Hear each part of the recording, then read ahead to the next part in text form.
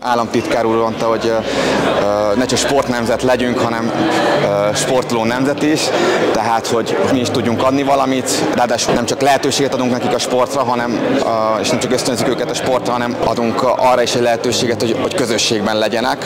A küldetésünk az az, hogy ne csak programokat adjunk, hanem olyan programokat csináljunk, közösségi programokat, ahol az emberek együtt vannak, egy közösségben, és aktívan töltik az idejüket közösen, aztán utána nyilván a hétvégén kijönnek a meccsre, és akkor megünneplik a heti közös munkát. Elsősorban az Aktív Székelyföld konferencia összegyűjtötte azokat a szakembereket, akik ezen a területen tevékenykednek, és azt gondolom, hogy itt hasznos információk fognak elhangzani. Nagyon-nagyon nehéz a kérdés, és azt gondolom, hogy nehéz is a lakosságot aktivitásra rávenni, de a konferencián nagyon sok jó ötlet elhangzott, többek között az is, hogy ha jól érzik magukat egy csapatban, egy szervezett környezetben, akkor talán ez lehet egy kulcs ahhoz, hogy aktivizálni tudjuk az embereket.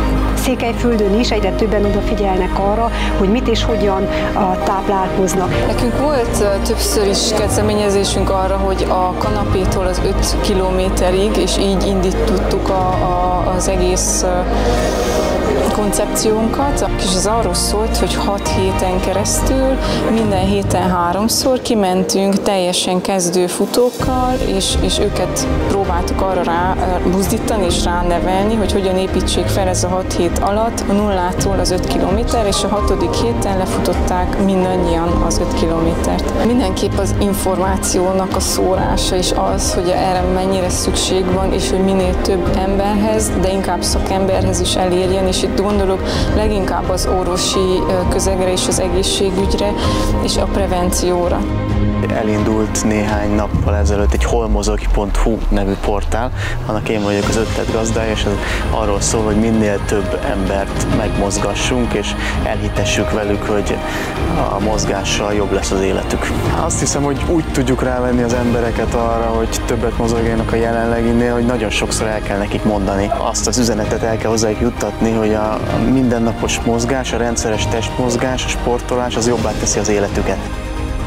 Nagyon jó ez a hely, azt üzenem a székelyföldieknek, ide vissza kell jönni, és akár a város környékét és a környezetet nézzük, akár magát a várost, ahol mondjuk tegnap körbe is bringáztunk a bringás felvonuláson.